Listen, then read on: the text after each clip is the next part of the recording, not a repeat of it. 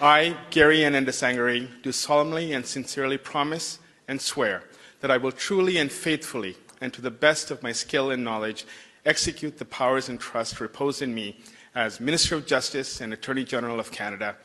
Tow truck drivers, a message to you. It has to come to an end. You're putting the community in danger, flying bullets around. We're going to catch you. You're going to go to jail, and you're going to jail for a long time. வணக்கம் உறவுகளே, மீண்டும் இன்னொரு காலில் சந்திப்பதில் மிக்க மகிழ்ச்சி. இன்றைக்கும் வளமை போல நானும் சாரிஜனும் இருக்கிறோம். சரி, நம்ம இன்றைக்கு என்ன விடயம் பற்றி கதைப்போம்? இன்றைக்கு கன விஷயங்கள் கதைக்க இருக்கு. முதலாவது இந்த மாக்காணி பிரதமராக வந்தது, மற்றது கேபினெட் எல்லாம் மாற்றினோம். இன்றைக்கு தான் அந்த சத்தியப்பிரமாணம் செய்தவர் தான் பிரைம் மினிஸ்டர். அப்போ அதோட இப்போ எல்லாம் புது கேபினெட் மாற்றி இருக்கிறார். எங்களோட ஆனந்த சங்கரியும் வந்திருக்கிறார். சொல்லுங்க, அதை பற்றி சொல்லுங்க. நீங்கள் பார்த்தது என்ன? அவர் பிரதமராக பதவியேற்றதுடன் கேரி ஆனந்த் சங்கரி இருக்கிறார். முதல் அந்த பூர்வ குடிகளுக்கான அமைச்சராக இப்போ நீதித்துறை வழங்கியிருக்கணும். ஒரு பெரிய விஷயம். அது கனடாவில் நீதித்துறையை வழங்குறதுன்றது ஒரு அதாவது தமிழ் மக்கள், இலங்கை தமிழ் மக்களாக இருக்கக்கூடிய ஒருவருக்கு அதை வழங்கினது அந்த கட்சி தமிழ் மீது எவ்வளோ ஒரு மரியாதை வச்சிருக்குன்றது தெரிய வருது. The Honourable Gary N. Ndesangari, Minister of Justice and Attorney General of Canada and Minister of Crown Indigenous Relations and Northern Affairs.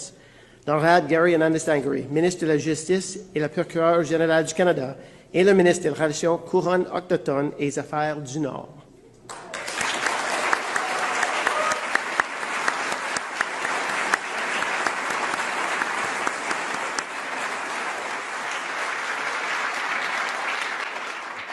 I, Gary N. Ndesangari, do solemnly and sincerely promise and swear that I will truly and faithfully, and to the best of my skill and knowledge, execute the powers and trust reposed in me as Minister of Justice and Attorney General of Canada and Minister of Crown Indigenous Relations and Northern Affairs.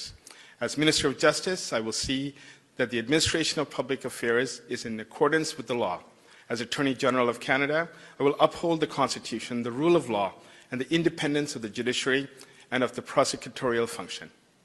ஆனால் அதே நேரத்தில் எனக்கு ஒரு கேள்வி என்னென்னா, இது ஒரு கொஞ்ச காலம் தானே, இந்த அடுத்த தேர்தல் வரப்போகுது. இப்போ ஒரு கொஞ்சம் மாதத்துக்குள்ள வந்துடும். அப்போ இனி ஒரு ஆட்சி மாற்றம் இன்னும் வந்தால் அந்த கட்சி அல்லது கன்சர்வேட்டிவானது தமிழருக்கு இப்படி ஒரு அதிகாரத்தை அல்லது இப்படி ஒரு அங்கீகாரத்தை வழங்குமான்ற ஒரு கேள்வி எனக்கு இருக்கு. அதே நேரத்தில் கன்சர்வேட்டிவ் கட்டாயம் வழங்க வேண்டும்னு நான் சொல்லல. ஆனால் அந்த அந்த அந்த அதுக்கான தகுதி உள்ள ஆக்களுமாவும் எங்களோட தமிழ் கேண்டிடேட் இருக்கணும். அப்படி இருந்தால் தான் லோயர் இந்த அரசியலுக்கு கூட ஈடுபாடாக இருப்பேன். அது மாதிரி பிசியில் வேற இனிமேல் சந்தர்ப்பங்கள் இருக்கு. ஆனால் வந்தாலும் உடனே கொடுப்பினமான்றது ஒரு கேள்விக்குரிய. மற்றது இப்போ இந்த ரெண்டு பிசியும் லிபரலும் கிட்ட இருக்குது. என்ன இப்போ முந்தி சரியான டிஃப்ரெண்ட்டாக இருந்தது. நாங்களே அடிக்கடி சொன்னாங்க பிசி தான் வெறும் மாட்டேன். ஆனால் இப்போ தலைகளாக மாறிக்கிட்டது. என்ன நடக்க மாட்டேன் என்ன பொறுத்தவரை நான் தொடர்ந்தும் என்னென்னு சொன்னால் பிசி தான் பெருமண்ட ஒரு நம்பிக்கை இருக்குது. பிசி தான் அமெரிக்காவோட ஒத்து போகக்கூடிய ஒரு கட்சி. ஆனால் இப்போ இந்த சுச்சுவேஷன்லாம் அதை சொல்லிடலாது. ஆனால் இப்போ மாறலாம். ஏன்னா இப்போ அமெரிக்காவில் நடக்கிற பிரச்சனை, இந்த டெரிஃபை பற்றி தொடர்ந்து சொல்லி கொண்டு வர்றார். அதே நேரத்தில் 52வது மாநிலமாக தொடர்ந்து கனடாவை கேட்டுக்கொண்டிருக்கிறார். அப்போ இந்த விடயங்கள் எல்லாம் சில நேரம் இதை மாற்றலாம். என்ன ஏன்னா ட்ரம்ப் அச்சுறுத்தல் இருக்கும் வரைக்கும் அல்லது அந்த அச்சுறுத்தல் தொடரும் வரைக்கும் இவர்களுக்கான ஆதரவு மக்களிடையே பெருகி கொண்டு இருக்க போகுது. அதே மாதிரி பிசியின் ஆதரவு குறைஞ்சொண்டு போகுது.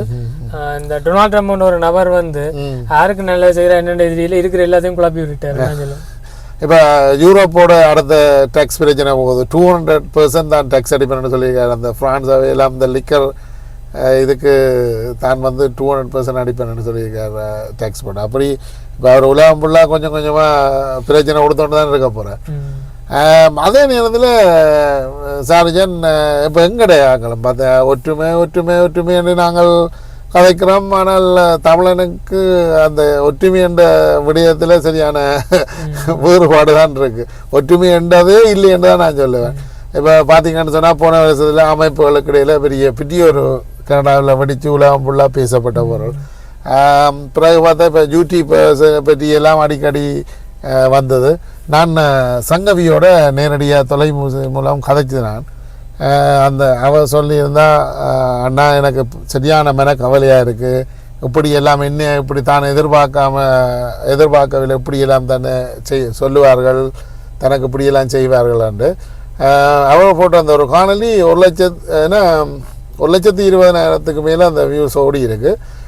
அவர் ஒரு 1,90,000 சப்ஸ்கிரைபர்ஸை கொண்ட ஒரு யூடியூபர், நல்ல வடிவான நியூஸுகள் சொல்லி கொண்டு வரான். அவள் சொல்லிக்கலாம் சொன்னால் தனக்கும் இந்த அரசியலுக்கும் எப்பவும் ஒரு ஈடுபாடு இருக்கு இல்லையா, ஆனால் ஏன் தன்னை இப்படி செய்யணும்ன்றது தெரியலைன்ற மாதிரி சொல்லியிருந்தார்.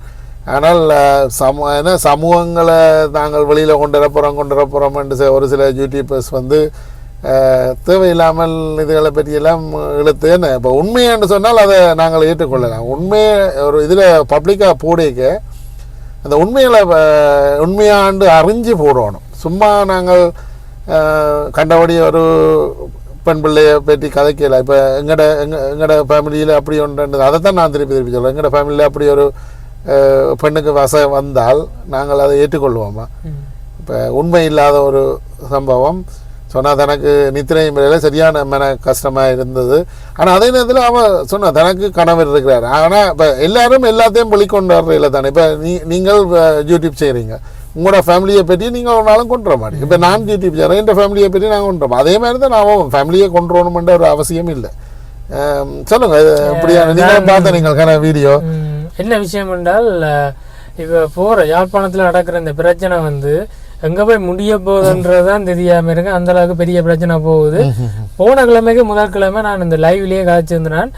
இந்த யாழ்ப்பாணம் யூடியூபர்ஸ் என்ற ஒரு விஷயம் வந்து ஒரு முடிவு கட்டத்தை எட்டி கொண்டிருக்கிறதா என்று நான் எல்லாரையும் கேட்டிருந்தேன். அதாவது சின்ன சின்ன சேனலை ஆரம்பித்து எல்லாரும் ஒரு பெரிய வளர்ச்சியை எட்டி அதுக்கப்புறம் எல்லாத்துக்கும் ஒரு வளர்ச்சி இருந்த ஒரு முடிவு இருக்குந்தாங்க. இப்போ யாழ்ப்பாணம் யூடியூபர்ஸ் ஒரு விஷயம் வந்து ஒரு முடிவு கட்டத்துக்கு போகுதா, ஒரு அழிவை நோக்கி போகுதான்னு நான் கேட்டிருந்தேன். அதாவது இந்த கைதுகள் நடந்ததா இருக்கட்டும், இந்த பிரச்சனைகளா இருக்கட்டும், இதெல்லாம் தொடங்குறதுக்கு முன்னமே நான் சொல்லியிருந்தேன். முன்னமன்னு சொல்றது பெருசா இல்லை, ஒரு 3 கிழமைக்கு முன்ன சொல்லியிருப்பேன். 3-4 கிழமைக்கு முன்ன லைவ்ல காய்ச்சிருந்தேன். யாழ்ப்பாணம் யூடியூபர்ன்றது இனி இருக்கிற மாதிரி இருக்காது, இது ஒரு முடிவு கட்டத்தை எட்டி கொண்டிருக்குது. அதாவது இல்லை எல்லாமே ஒரு ஆட்சிகள் எல்லாம் வீழ்ச்சியை சந்திக்கிற மாதிரி, அதாவது பெரிய பெரிய பேரரசுகள் வீழ்ச்சியை சந்திக்கிற மாதிரி யாழ்ப்பாணம் யூடியூபர்ஸ் ஒரு சின்ன சின்ன ஆரம்பித்தார்கள். மக்களிடையே பெரிய வரவேற்பு பெற்று ஒரு உச்சபட்ச இதுல நின்றாங்க. இப்ப நீங்க பாக்க எப்படி இருக்குது, எங்களுக்கு ஒரு என்ன சொல்றது, யாழ்ப்பாணம் எஃப்னா யூடியூபர்ஸ் அடிச்சு போட்டு ஒரு 10 பேர் வீடியோ பாக்கலாம். ஒரு உங்களுக்கு முந்தி வேலையை போட்டு வந்துட்டு ஒரு நிம்மதியா ஒரு வீடியோ பாக்கல. இப்ப எல்லாம் கதைக்கிற எல்லாம் சர்ச்சையும் பிரச்சனையும் கைதும் பழியும் இருக்கேங்க. ஆனா கணவர் இப்ப எனக்கு கணவர் சொன்னீங்கன்னா இந்த யூடியூப் எல்லாத்தையும் நிப்பாட்டி விடணும். கணவர் அப்படி வேலையில ஃப்ரெண்ட்ஸ் எல்லாம் கதைக்கணும். இதைத்தான் நான் சொல்ல வரேன். அதாவது யாழ்ப்பாணம் யூடியூபர்ஸ் அந்த எரா, அதாவது அவர்களுடைய இந்த யுகம்ன்றது வந்து ஒரு முடிவு கட்டத்தை எட்டி இருக்காங்க. ஏன்னா எல்லாரும் வேலையை போட்டு ஒரு மன அழுத்தம் அல்லது ஒரு சோர்வுல வீட்டை விரைகல இந்த யாழ்ப்பாணத்தில் நடக்கிற கோயில்கள் இதுகளை காட்டிப்பினம், இந்த விஷயங்களை சந்தோஷமா கதைப்பினம், யாழ்ப்பாணம் யூடியூப்பை சேர்ந்து சமைப்பினம், இதுகளை பார்த்து மகிழ்ச்சியா இருந்தாலும் இப்படி ஒருத்தர் பிரச்சனை ஒருத்தர் தாக்கி கொள்ளினம் பேசி கொள்ளினம் வண்டைகளை டிவியே பார்க்க மனசு வராம யூடியூப்பை ஓப்பன் பண்ண மனசு வராமன்னா கனவேட்டு இல்லாம மாறுது. அப்ப இந்த மாதம் மார்ச்சே இப்படி இருக்குன்னா டிசம்பர்ல யாழ்ப்பாணம் யூடியூப்ல என்ன குத்துப்பாடு வெட்டுப்பாடு நடக்குதுன்னு தெரியல. இனி ஓரளவுக்கு குறைஞ்சோண்டு போவோம்னு நினைக்கிறேன். கனசனம் இப்படி போனால் இனி தொடர்ச்சியாக பார்ப்பினமோ தெரியாது. யாழ்ப்பாணத்தை யூடியூபர்ஸ் விரும்பி பார்த்த மக்கள் எல்லாம் இப்போ பார்த்தீங்களா, இப்போ அந்த விடயங்களால் எங்களோட வீடியோக்கள் எல்லாம் குறைஞ்சிட்டது பார்க்குறது. அப்படியான ஒரு நிலைமை இல்லாமல் ஒரு வெறுப்பு வந்தால் அதுகளெல்லாம் பார்க்குற தன்மைகள் குறையக்கூடிய சான்சஸும் இருக்குது. ஏன்னா நாங்கள் நெகட்டிவிட்டியை எல்லாருமே வந்து அந்த நெகட்டிவான விஷயங்களை தேடி போக மாட்டோம். எல்லாருமே வந்து மகிழ்ச்சியான விடயங்கள் மகிழ்ச்சியான விஷயங்களை தான் தேடி பார்ப்பேன். நான் எனக்கு பிடிச்ச விஷயம் இப்போ இலங்கை யூடியூபர்ல இருந்தால் எனக்கு வெண்ணி விளோக்க பிடிக்கும். ஏன்னா அதுக்கு இயற்கையான இடத்துல சமைச்சு இந்த வீடியோ எல்லாம் போடினேன். அதுல பாக்கல வந்து இவ்வளவு பிரச்சனை கூச்சல் பாடு நடக்கல. இது ஒரு மன ரீதியா இருக்கு. இந்த வீடியோ பார்க்க ஒரு சமையல் தெரிஞ்ச மாதிரியும் இருக்கு, எங்களோட ஊரை பார்த்த மாதிரியும் இருக்கு. அப்ப இந்த மாதிரியான யூடியூபர்ஸும் இருக்கணும். எனக்கு ஆர்ஜே சந்திரன் வீடியோ அந்த சின்ன சின்ன கொமெடியல் மூடினோம் அதெல்லாம் சூப்பரா இருக்கும். கனகாலம் செய்யணும், தாங்களும் தங்கட வாடம் அப்படியே போய் கொண்டிருக்கு. அப்படி கனவேற சொல்லலாம். யாழ்ப்பாணத்துல நல்ல யூடியூபர்ஸ் எல்லாம் இருக்கு. இப்ப இதுல சுதர்சனையும் சொல்லி சுதர்சனை எல்லா இடம் தீவுகள் அதெல்லாம் எடுத்து வீடியோ எடுத்து போடுறாரு. ஆனா இப்ப அவருக்கு இப்ப என்ன சொல்றது, அந்த முந்தி மாதிரி மக்களிடையே போய் சேர முடியல. காரணம் என்னன்னா ஒட்டுமொத்தமாக மக்கள் வந்து இந்த பிரச்சனைகளுக்கு நேரம் செலவழிக்கிற மக்களும் இருக்கணும். இந்த பிரச்சனையை விட்டு யூடியூப்பை வேண்டாம்னு பார்க்காம வெளியில போன மக்களும் இருக்கிறபடியால நல்ல கண்டென்ட் செய்கிறாக்களை மக்கள் என்ன சொல்ல நல்ல கண்டென்ட் செய்கிறாக்களுக்கான அந்த மதிப்பு வந்து இப்போ எல்லாம் போய் கொண்டிருக்கு. மற்றது அதுபோக இப்போ நாங்கள் கனடாவை பார்த்தீங்கன்னால் பாருங்கள், இப்போ கொஞ்ச காலமாக நாங்கள் இந்திய ஸ்டூடெண்ட்ஸுகள் இங்கே எவ்வளவோ பிரச்சனைகளை பற்றி கதைச்சு கொண்டே வந்தார்கள். களவுகள் போச்சுது, இந்த நகைக்கடை உடைப்புகள் போச்சுது. இப்போ கொஞ்ச காலமாக இந்த ட்ரக் பிரச்சனை போய் கொண்டிருக்கு. இப்போ கடந்த வாரம் ஒரு 21 வயது பெண் ஒன்று சுட்டுக் கொல்லப்பட்டது, அந்த பிரச்சனை போகுது. These tow truck drivers, a message to you, it has to come to an end. You're putting the community in danger, flying bullets around. We're going to catch you. You're going to go to jail, and you're going to jail for a long time. You know, this is out of control right now. There's a lot of great, hard-working tow truck drivers that work their backs off. They want to bring a paycheck home. They want to, pay rent or pay a mortgage. Guys, get your head around this. You start shooting, you talk about, in tow truck words, the heat coming down. The heat's just turned up 1,000 degrees on each and every one of you. I will spend anything I can to put an end to this. Make sure we give the resources to the OPP and regional police to bring you guys down and bring you down quickly. And it's not all tow truck drivers. They're good, hard-working people, these tow truck drivers. There's a few bad apples, but those apples we're going to catch, and they're going into the slammer. So it has to stop immediately. இப்போ அந்த பொம்பளை பிள்ளைக்கும் இப்போ நான் கேள்விப்பட்ட அளவில் அதுக்கும் இந்த இதுகளுக்கும் ஒரு சம்பந்தமும் இல்லை. அந்த பிள்ளை தானும் தண்டனை பண்ணலாம். ஆனால் அவற்றை சகோதரத்தின் பிரச்சனையால் அவர் சுடப்பட்டு இன்றைக்கு அந்த ஒரு குடும்பங்களில் எவ்வளோ ஒரு கவலை. இப்போ இப்படியான பிரச்சனை கனடாவில் இப்போ எங்களோட சமுதாயத்தை கொஞ்சம் இழிவடைய செய்கிற மாதிரி போய் கொண்டிருக்கு. இப்போ என்னை பொறுத்த வரைக்கும் எங்களோட கனடிய தமிழர் சமுதாயம், அது இலங்கை தமிழர் சமுதாயம் என்று நாங்கள் பல சாதனைகளுக்கான விஷயங்கள் நல்ல விஷயங்களை சொல்றதுக்கு இருந்தாலும் அந்த சமுதாயத்துக்கு உள்ளவே பார்த்தீங்கன்னா எக்கச்சக்க வேதனையான விஷயங்கள் இருக்கும். அதாவது இவ்வளவு வெளியில இவ்வளவு மக்கள் இங்கே வாழணும்னு காட்டினா கூட சமுதாயத்துக்கு இருக்கக்கூடிய பல பிரச்சனைகள் இருக்கு. அதாவது அடிப்படையிலே பார்க்க போனா கன பிரச்சனைகள் இந்த சமுதாயத்துக்கு இருக்கு. ஆனால் இதெல்லாமே கதைக்க கூடாதுன்னு தான் நாங்கள் எப்பவுமே எவ்வளோ காணொலிகள் இதை பற்றி கதைக்க கூடாதுன்னு சொல்லி. ஆனால் ஒரு சில கடைபேர் என்ன சொல்லுமே, நீங்கள் இதை பற்றி கதைக்கலன்னு கேட்குறீங்க. ஆனால் இது என்ன, அந்த குப்பியை நாங்கள் கிளற மாதிரி தான் இருக்கே தவிர இதில் ஒரு முன்னேற்றம் பெற மாதிரி இல்லை. வருடம் ஏதோ அந்த ஒற்றுமை இன்மையால் ஒரு பிரச்சனை நடந்து எங்களோட சமுதாயத்துக்கு ஒரு கெட்ட பேர் தான் வந்து கொண்டிருக்கு. ஏன்னா நான் பார்த்த வரைக்கும் பெரும்பான்மையான கனடிய ஈழத்தமிழர்கள் வந்து எந்த ஒரு பிரச்சனைக்கும் போகாமல் என்ன சொல்ல கஷ்டப்பட்ட நிலைமையிலேருந்து வந்து ஒரு உழைப்பாளர், கடின உழைப்பாளர், நல்ல இடத்த எட்டினார்கள். அதை இந்த பிள்ளைகளை நல்ல இடத்துல படிப்பிச்சு நல்ல ஒரு ஆளாக்கின நல்ல மனிதர்களாக சமூகத்துக்கு உருவாக்கினாக்களாக தான் இருக்கணும். இப்போ எங்கே பிரச்சனை வருதுன்னா ஒரு மைனாரிட்டியான ஒரு குரூப் இதுக்குள்ளே இருக்குது. அதை வந்து என்ன செய்யணும் என்றால் ஒரு பணமும் அதிகாரமும் இருக்கல அவர்களும் சரி அவர்களுக்கு வர்ற அடுத்த தலைமுறைகளும் சரி ஒரு தவறான பாதையில் போயினமுன்ற மாதிரி இருக்கு. இதில் பெற்றோரையும் நாங்கள் இப்போ ரெண்டு சைடில் ரெண்டு குரூப் பண்ணால் அந்த பெற்றோரையும் பிளேம் பண்ண, பெற்றோருக்கு தெரியாது, கூடுதலான பெற்றோருக்கு பிள்ளைகள் வந்து சொல்கிறதில்ல என்ன செய்யணும்ன்றதும் தெரியாது. இப்போ ஒரு வயதுக்கு மேலே அவர்களை கண்ட்ரோல் பண்ணல. அது அப்படியான ஒரு நிலைமை கனடாவில்.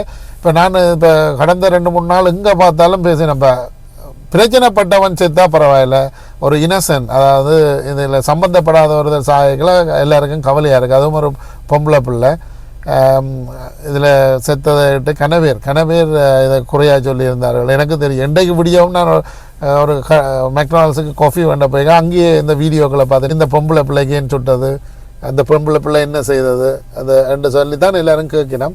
உண்மையில் இப்படியான விடயங்கள் இப்போ அவைக்குள்ள சூடுபட்டிருந்தாலும் ஓரளவு பெருசாக அதை கதைக்க மாட்டார்கள். இது இப்போ இந்த இன்னசென்ட் பீப்புள் கொல்லப்படைக்கலாம் அப்படியான எல்லாருக்கும் ஒரு வெறுப்புணர்வு வந்து கொண்டிருக்கு. இது எல்லாம் கனடாவில் தவிர்க்கப்பட வேண்டிய ஒரு விடயம். நினைக்கிறீங்களா இது முடிவாக இருக்கும்? இல்லை, இதில் முடிவு இல்லை. இது தொடர்ந்து கொண்டு தான் இருக்க போகுது. இதால் என்ன நடக்கும்னு நினைக்கிறீங்க? அந்த இங்கே நல்ல ஒரு பதவியில் இருக்கிற ஆக்களுக்கு அங்கே இப்படி உங்களுடைய ஆக்கள்லாம் இப்போ இது கதை இல்லாட டிவியெல்லாம் அதில் டெய்லி போய்கொண்டிருக்கு. அப்போ சொல்லணும் உங்களுடைய ஆக்கள்லாம் இதை செய்யணும். இப்போ நாங்கள் ஒரு கட்டத்துக்கு முதல் இந்திய ஆக்களை பற்றி குறை சொன்ன ஆக்கள் இப்போ எங்கட ஆக்களை பற்றி சொல்ல போயிடும்.